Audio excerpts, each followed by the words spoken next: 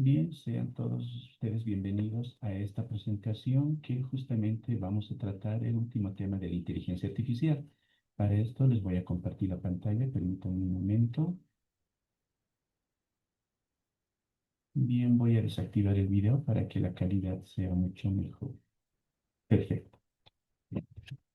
Entonces, hoy vamos a ver estos temas que justamente llevan como título la inteligencia artificial como catalizador de la innovación farmacéutica, por otra parte, la huella genómica y también, por supuesto, la ética y la regulación de la inteligencia artificial, que esto, por supuesto, es bastante importante, ya que actualmente el desarrollo de cuando nosotros hablamos del catalizador de la innovación farmacéutica, pues actualmente para poder desarrollar un nuevo medicamento siempre se presenta un proceso complejo y prolongado que puede extenderse por muchos años. Y justamente en esta imagen es lo que vemos, todos los pasos que se siguen en el desarrollo de un fármaco. Fíjense, sin analizar cada una de las etapas, acá tenemos de 2 a 5 años, de 1 a 5 años, de 5 a 7 años, antes de que el documento esté listo para que pueda ser aprobado por las autoridades sanitarias. ¿Cuánto les va a tomar a las autoridades aprobarlo? De 1 a 2 años. Estamos hablando que para que un medicamento, desde el momento que ha sido identificado, que se ha seleccionado la diana adecuada, pueden pasar entre 17 y 19 años antes de que llegue al mercado local y las personas puedan utilizarlo. Son todas estas fases que se siguen en el desarrollo de un fármaco. Es un largo proceso, sí, lamentable. Hoy en día se tiene que hacer todos estos pasos, por supuesto, no se los puede cambiar, pero nosotros en este tipo de escenarios podemos usar la inteligencia artificial como una herramienta transformadora, no sustituyendo estas fases, no, sino que vamos a complementar estas fases fortaleciéndolas. ¿Cómo? Acelerando los análisis, revelar algunos patrones ocultos que se vayan a descubrir en una de estas fases, reducir los plazos de investigación, ya no van a ser tantos años como es ahora, y por supuesto mejorar la toma de decisiones en todo este proceso farmacológico que se va a seguir para poder realizar el descubrimiento de un nuevo fármaco. Y justamente en esta nueva diapositiva es lo que nosotros podemos verlo. Miren, vamos a identificar las dianas terapéuticas, se va a descubrir un nuevo cribado de fármacos, cómo nos va a ayudar todo esto. Justamente, para poder iniciar la investigación farmacológica, nosotros primeramente tenemos que identificar las dianas terapéuticas, pero ¿cómo se lo va a hacer esto? Justamente esta parte se refiere a identificar la estructura o en otras palabras, la función específica del organismo que debe ser modulada para tratar una enfermedad. Ese es el primer paso. En este proceso, la inteligencia artificial, ¿qué es lo que puede hacer? Pues va a desempeñar un papel fundamental al analizar, al poder revisar toda la información de forma rápida, precisa y justamente grandes cantidades de información genómica, transcriptómica y proteómica. Esto va a permitir detectar moléculas clave involucradas en patologías complejas y además potencialmente convertirlas en objetivos terapéuticos. Como un ejemplo que se menciona en el texto, tenemos dianas terapéuticas para el Chagas, por ejemplo, la enfermedad del Chagas que es bastante prevalente acá en la ciudad de Potosí por el lado de Cotagaita y demás. Variantes de la tuberculosis, sí, justamente estamos viviendo nosotros en condiciones climáticas que hacen que se tenga muchas variantes de esta enfermedad de la tuberculosis y sobre todo para las personas que trabajan en el área de la minería. En cuanto al descubrimiento y cribado de fármacos, ¿qué es lo que se puede hacer? Pues de manera normal esta etapa se lleva a cabo en los laboratorios mediante la evaluación experimental de miles y miles de compuestos químicos. Pero actualmente, hoy en día, se puede aplicar modelos que están basados en inteligencia artificial y de esta forma se puede realizar un cribado virtual. ¿Qué va a permitir esto? Va a permitir predecir con alta precisión cuáles moléculas tienen mayor probabilidad de interactuar eficazmente con la diana terapéutica identificada en el paso anterior. Esto va a permitir optimizar tiempos, recursos y esfuerzos experimentales. Cuando nosotros nos referimos ahora a la huella genómica, ¿de qué estamos hablando ahora acá? Lamentablemente, durante mucho tiempo, la medicina ha sido entendido como una disciplina universal, que ha sido, siempre ha estado orientada a proporcionar tratamientos estandarizados para todos los pacientes por igual. Pero no obstante, en la práctica clínica, ¿qué es lo que se ha visto? Y sobre todo en los contextos que tienen una diversidad cultural y bastante particular, ¿no? Como es el caso de Bolivia, en una clase ya hemos mencionado que tenemos 36 naciones, imagínense, tenemos una variedad pluricultural en cuanto a las personas que habitan en Bolivia. Entonces, esto que ha permitido realizar, se ha evidenciado rápidamente que cada individuo representa una realidad biológica y social distinta. Cada nación tiene su propia realidad biológica y tiene su propia sociedad que es muy distinta a las otras sociedades si hablamos solamente de las naciones que tenemos en nuestro país. Entonces, hablando de esto, factores como la genética, el entorno ambiental, los hábitos de vida, inclusive las condiciones geográficas como la altitud que tenemos acá en la ciudad de Potosí, influyen de manera significativa en cómo una persona va a adquirir una determinada enfermedad, cómo se va a recuperar, cómo va a responder a los tratamientos que ustedes como médicos en algún momento van a planificar para este paciente. Y esto justamente, ¿qué hace? Pues hace que la medicina se vuelva compleja. Entonces tenemos que hablar ahora de medicina personalizada, efectivamente, personalizada de acuerdo al contexto donde el paciente vive. Y también algunos autores lo conocen esto como medicina de precisión. Entonces, el propósito es administrar el tratamiento correcto en la dosis adecuada al paciente específico que lo va a necesitar. Para poder lograr justamente este desafío, nosotros vamos a utilizar la inteligencia artificial. ¿Por qué? Porque es una herramienta clave que va a permitir procesar grandes cantidades de datos clínicos, grandes cantidades de información clínica, genética, ambiental, y todo esto nos va a permitir transformarlo en estrategias terapéuticas más precisas, eficaces, adaptables a cada paciente y por supuesto van a ser beneficiosos para todos los pacientes de ese sector donde se va a implementar esta huella genómica. Justamente nosotros vamos a aplicar entonces la medicina personalizada que está basada en la integración de diversas fuentes de datos. Por supuesto, ahí está el lugar donde vive, la altura en que vive, las condiciones de la sociedad donde está y muchos factores más que pueden intervenir. Y esta información, por supuesto, está relacionada con la genética, información clínica, información ambiental, el estilo de vida que es muy importante saber de cada uno de los pacientes, para que de esta forma con la inteligencia artificial pueda ser interpretada de manera conjunta. Y estos datos que van a permitir construir una visión integral del paciente, una visión holística, una visión que va a permitir tomar en cuenta varios indicadores, los indicadores genéticos, clínicos, ambientales del estilo de vida. Y esto les va a facilitar a ustedes tomar decisiones médicas mucho más precisas y que éstas van a ser adaptadas a sus características individuales de acuerdo a las condiciones que vaya a presentar cada uno de sus pacientes.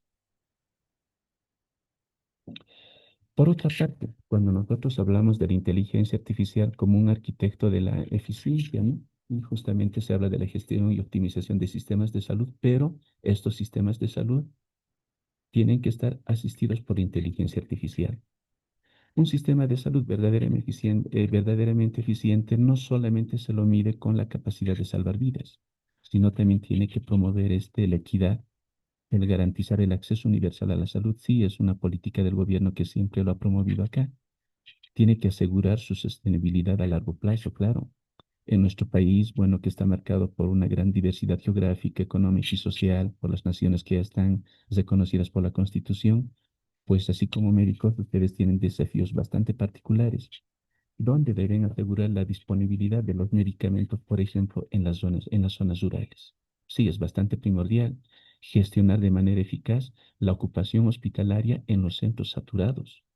Entonces, todo esto nosotros podemos ayudarnos con la inteligencia artificial. ¿Cómo?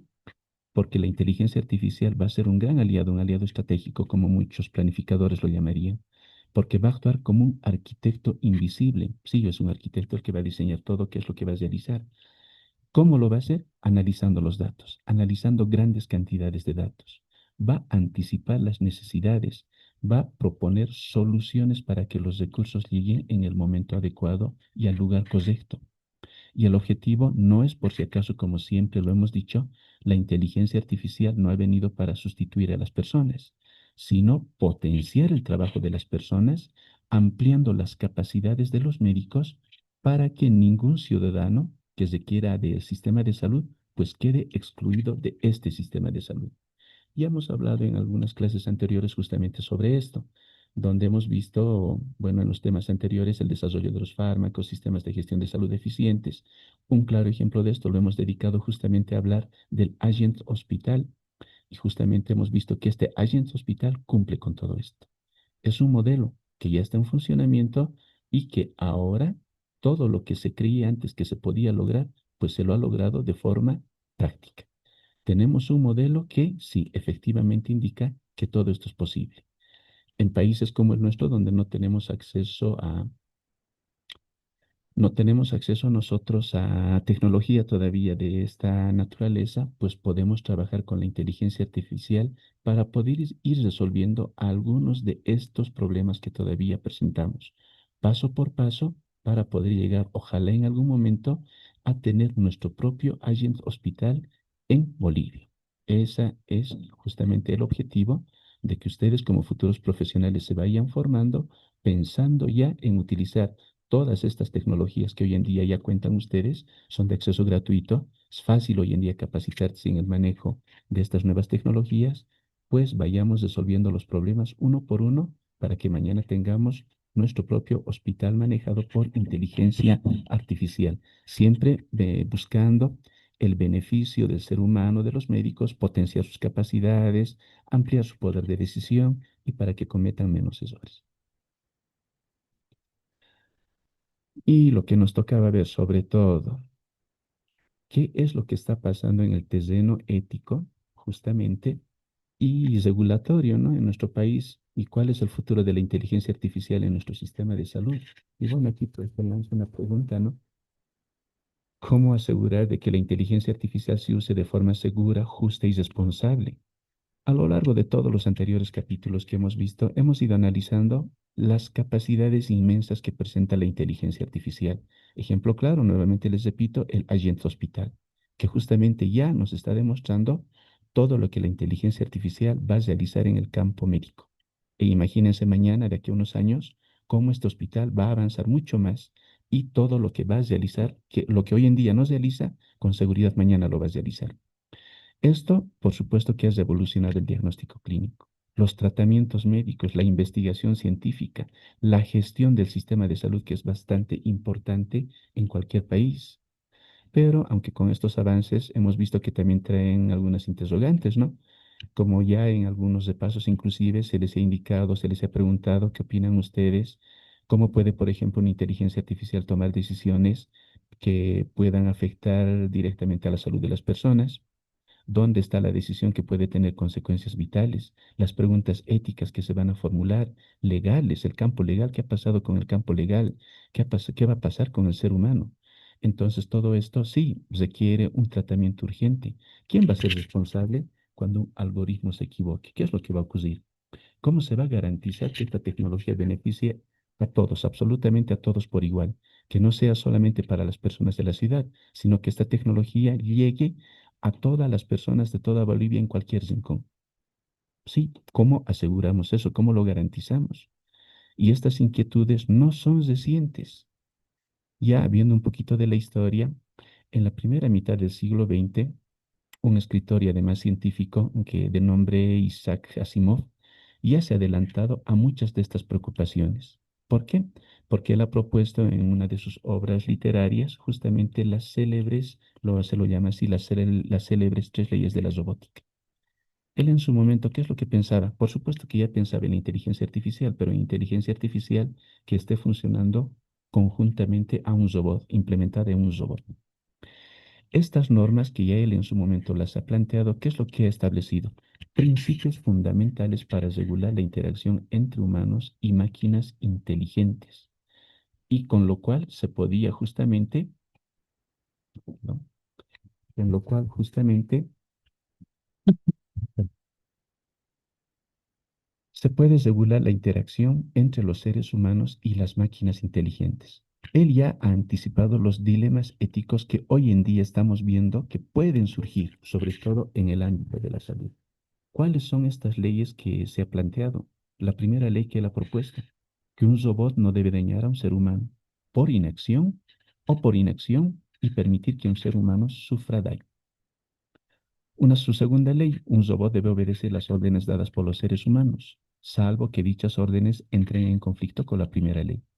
Y una tercera ley que él ha propuesto, un robot debe proteger su propia existencia en la medida en que esta protección no entre en conflicto con la primera o la segunda ley. Son leyes que él ya las ha planteado para el desarrollo de la robótica con la inteligencia artificial. Y posteriormente, después de hacer un análisis, ha introducido una nueva ley, que la ha llamado la Ley Cero, donde indicaba que un robot no puede dañar a la humanidad ni por inacción o permitir que la humanidad sufra daño. Son las leyes que se han propuesto en su momento.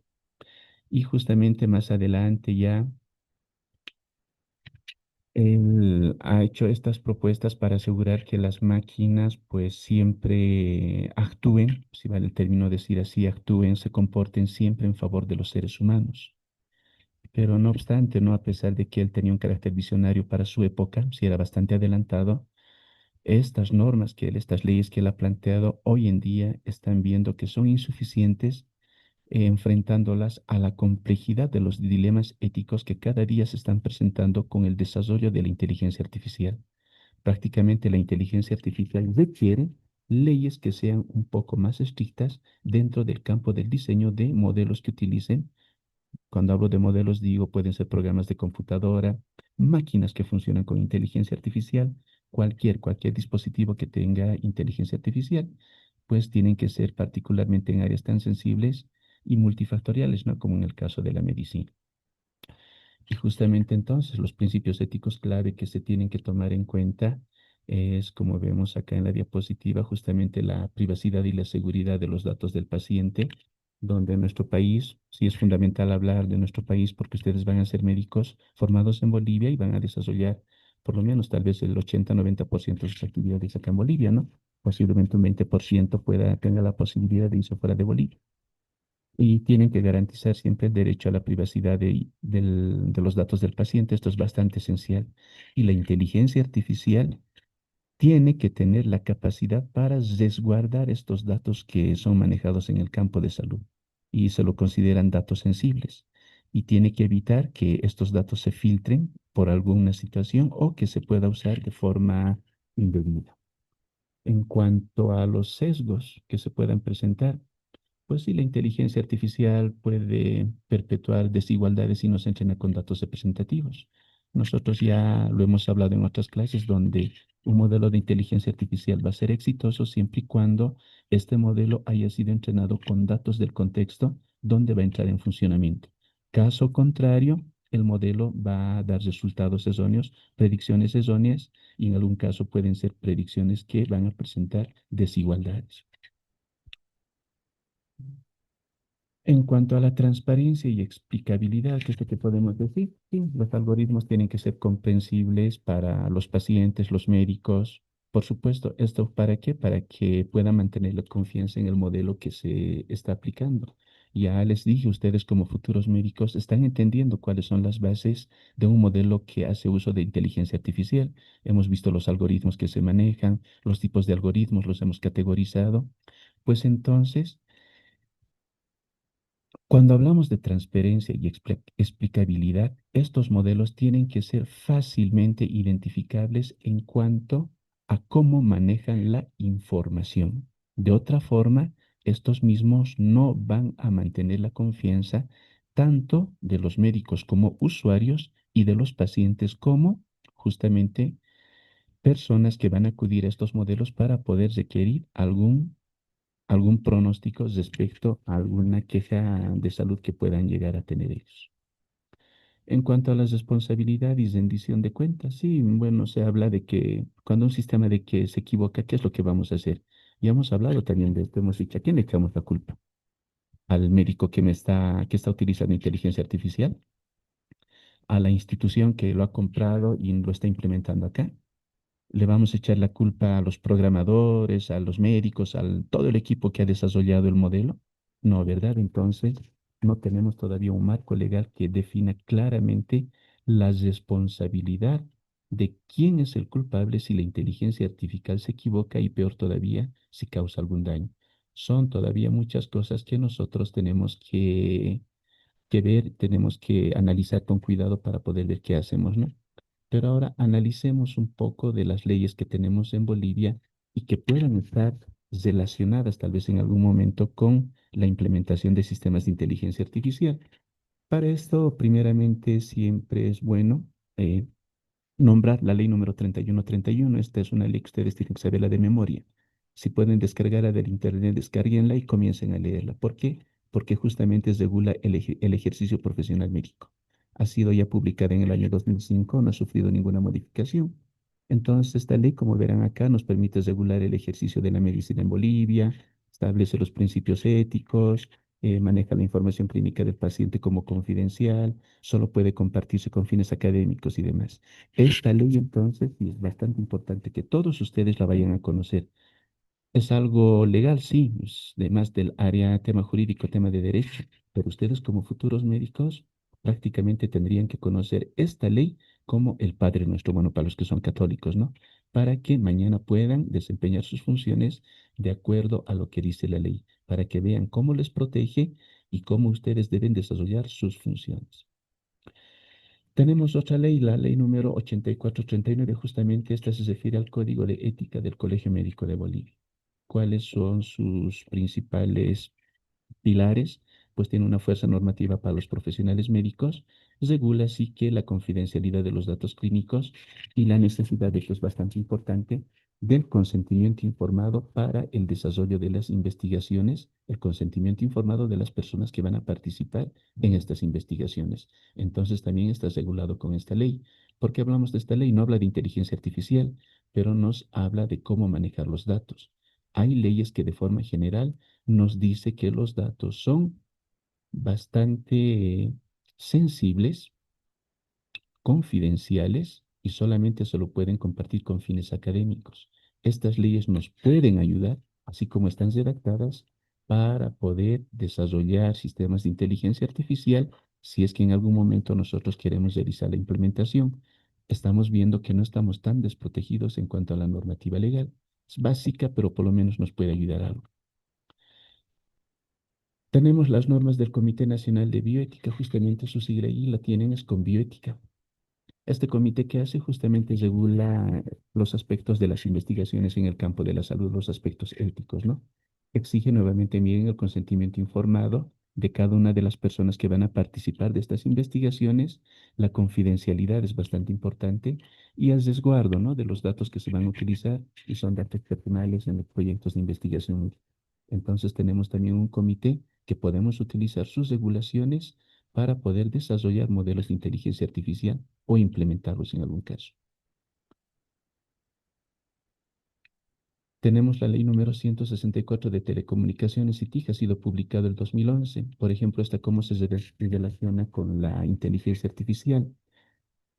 Declara, miren, el acceso a las TICs, a las tecnologías de información y comunicación, como un derecho humano. Sí, entonces eso nadie nos puede prohibir nosotros a acceder a nuevas tecnologías. Hemos visto que la inteligencia artificial es parte de las TIC, sí, es una nueva tecnología de información y comunicación.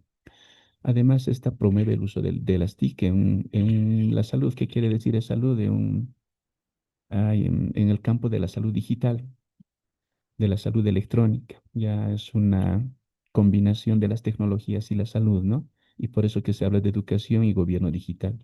Además, ya sienta las bases para implementar tecnologías emergentes, como estamos ahora en el caso de la inteligencia artificial, pero no tiene todavía regulaciones específicas, no. Sienta algunas bases, pero son bastante amplias, no son específicas para lo que hoy en día ya tiene la inteligencia artificial. Entonces, los médicos que quieran realizar esto, bueno, tienen todavía que trabajar un poco más acá, justamente conjuntamente con un equipo jurídico para tener unas regulaciones específicas respecto al tema de la inteligencia artificial. Ahora tenemos una agenda digital del 2025 de nuestro gobierno, de acuerdo al Ministerio de Planificación de Desarrollo. ¿Qué es lo que se indica acá? Que fomenta, miren, el desarrollo de inteligencia artificial. Sí, la agenda digital de nuestro país fomenta el desarrollo de inteligencia artificial, el Big Data, con algún ejemplo de Santa Cruz lo hemos visto.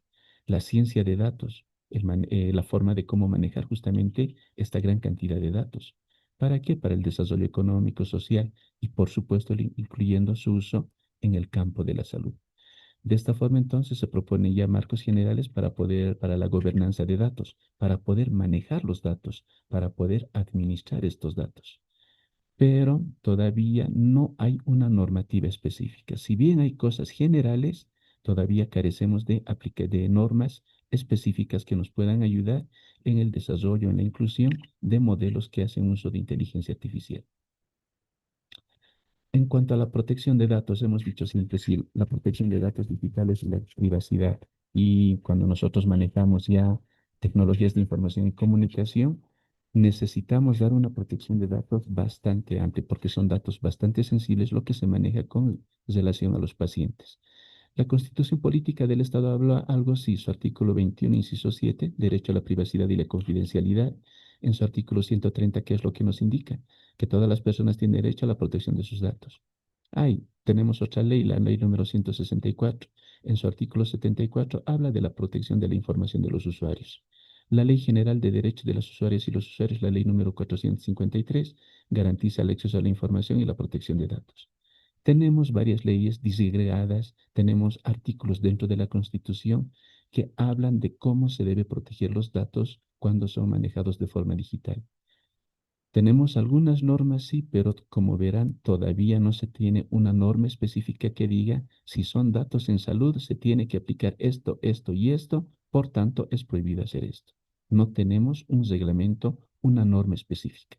Todavía las normas están disgregadas en otras leyes y también dentro de nuestra Constitución. En cuanto a las entidades en Bolivia que se ocupan de regular justamente esto, tenemos por supuesto al Ministerio de Salud y Deportes, que regula la investigación médica, el desarrollo de plataformas digitales como el SUSDIG, que es el Sistema Único de Salud Digital. Bueno, ya tenemos a alguien que regula esto. El Comité Nacional de Bioética, que ya lo hemos mencionado hace un momento. Tenemos la AGETIC, la Agencia del Gobierno Electrónico y Tecnologías de Información y Comunicación.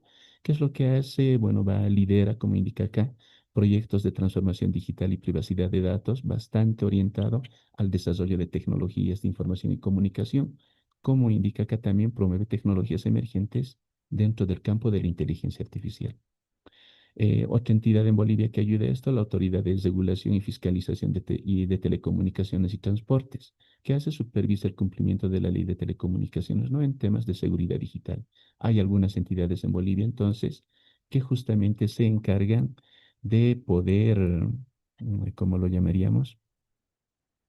De poder regular el manejo de los datos y además de poder, de forma general, indicar qué es lo que se debe hacer cuando nosotros queramos implementar la inteligencia artificial.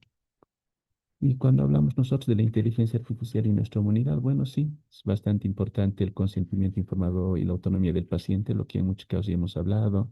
En este caso, ¿cuál sería el reto? No explicar una tecnología compleja de forma sencilla. ¿Cómo decirle al paciente, ustedes están haciendo uso de tecnologías que hacen uso de inteligencia artificial, pero que no es la inteligencia artificial quien está tomando la decisión, sino que siempre son ustedes los que toman la decisión final? Todavía es un reto realizar esto. Es respetar la autonomía de los pacientes, claro. Si un paciente quiere o maneja tal vez alguna aplicación que hace uso de inteligencia artificial, va a venir con preguntas mucho más avanzadas de lo que ustedes en su momento tal vez puedan responderle. Hoy en día el acceso a la información es libre, entonces para eso todavía estos son retos en cuanto al consentimiento informado y autonomía del paciente. En cuanto al impacto en la relación médico-paciente, es lo primordial, ¿no? No hay que deshumanizar la atención. Sí, hay que evitar que, como reto, que el médico se convierta en solo un operador de la inteligencia artificial. No, hemos dicho que la inteligencia artificial es una herramienta que ayuda al médico a ser un mejor médico. No es al revés, no es que el médico va a ser el que va a operar la máquina y la inteligencia artificial toma decisiones, no. Siempre la inteligencia artificial al servicio del médico. Por supuesto, ustedes en muchos casos me han dicho, mantener la empatía es bastante importante, la empatía con el paciente, la escucha activa, la conexión humana, justamente valores que son bastante fundamentales para que el médico, el ser humano, todavía siempre sea bastante primordial en nuestro ámbito. Estamos hablando de la medicina boliviana. No tenemos que perder justamente estos valores con el paciente. Acceso y equidad en la adopción. Hemos hablado de la brecha digital. ¿Qué es lo que ocurre? Si nosotros tenemos un hospital acá de última generación, ¿será que todos van a poder acceder? No, ahí se está formando ya una brecha digital. Y comparándonos con otros países, con el nuevo hospital que ha salido, el Agenda Hospital, bueno, hemos visto que estamos mucho más atrasados de lo que creíamos. Tal vez en algún momento se decía que Bolivia como país tercermundista tenía una brecha digital con países como China, Japón, Estados Unidos que lideran el desarrollo tecnológico. Una diferencia de 10 años, ¿no? Hemos visto hoy en día que estamos mucho más atrasados, tal vez 20 o 30 años, porque allá ya manejan máquinas para todo. Acá nosotros seguimos con los celulares que tal vez alguien tiene el de última generación y que para nosotros es lo máximo en cuanto a tecnología. Y estamos viendo que estamos bastante atrasados. Entonces ya hemos hablado de la brecha digital y lo peor sería que se forme una brecha digital en nuestro propio país. Gente de la ciudad con acceso a tecnologías, gente del área rural que ni siquiera sabe lo que es esa tecnología. Brechas digitales en nuestro propio país. Entonces, de esta forma, sí hay que asegurar que, como indica acá, que las comunidades más vulnerables de Bolivia, de Potosí sobre todo, ¿no? Desde nuestra región, tengan el acceso, tal vez no a todas estas innovaciones, porque eso requiere, por supuesto, una inversión económica grande, pero por lo menos que tenga acceso a la mayor cantidad de estas nuevas tecnologías, siempre y cuando, y bueno, ¿cómo lo hacemos eso? Pues el médico usa la tecnología y beneficia también al paciente. En cuanto al futuro de la salud en Bolivia, bueno, sí, ya también lo hemos analizado, ¿no? Esto ya es casi un resumen de todas las clases que hemos hecho. ¿Cómo se va a transformar la atención primaria, la medicina especializada fortalecida? Claro, hemos dicho que hoy en día ya se tiene aplicaciones para cada área. El desarrollo de aplicaciones de inteligencia artificial que nos ayudan, por ejemplo, analizar imágenes radiográficas y vean cómo un imagenólogo se va a beneficiar de esto. Imágenes de ecografía, el imagenólogo igual totalmente beneficiado porque va a tener un gran asistente que analiza grandes volúmenes de datos de imágenes y con lo cual puede llegar a diagnósticos más precisos. Impulso a la investigación local, claro. Hoy en día es mucho más fácil acceder a los datos para realizar investigación. Entonces también sí, es lo que se espera en el futuro de la inteligencia artificial cuando vaya a ser implementada en Bolivia. Optimización del Sistema Nacional de Salud, claro, si nosotros tenemos ayudantes, agentes que van a estar ayudando justamente al manejo de la información de nuestro sistema de salud, este sistema de salud se va a volver, por supuesto, mucho más eficiente. Empoderamiento del paciente, claro, el paciente hoy en día puede acceder a toda esta información con las tecnologías de información y comunicación, con el Internet, ya no hay secretos para nadie. El paciente cada vez puede empoderarse de la información que está circulando en el Internet. Pues, ¿qué podemos hacer con la inteligencia artificial? Darle información confiable, que no acceda a cualquier lugar, sino que acceda a modelos de inteligencia artificial que nosotros hayamos desarrollado, que los hayamos nosotros entrenado con datos de nuestro contexto, pues el paciente va a poder acceder a estos modelos, a esta información y se va a empoderar justamente para que él pueda tener mejor información de la enfermedad que en el momento pueda estar cursando. Y finalmente, ¿no? La inteligencia artificial, siempre lo hemos dicho, no está viniendo a reemplazar a los seres humanos, no lo tenemos que ver como eso, sino que es una herramienta, sí, es una herramienta más que va a venir a potenciar la capacidad del médico para poder cuidar la salud de las personas, de todos sus pacientes. Y bueno, ya terminando, como futuros médicos jóvenes, investigadores, gestores del sistema de salud en Bolivia, bueno, van a tener ante ustedes una responsabilidad, sí, histórica, porque tienen que liderar la integración ética y además consciente de la inteligencia artificial para que vaya en beneficio de la sociedad.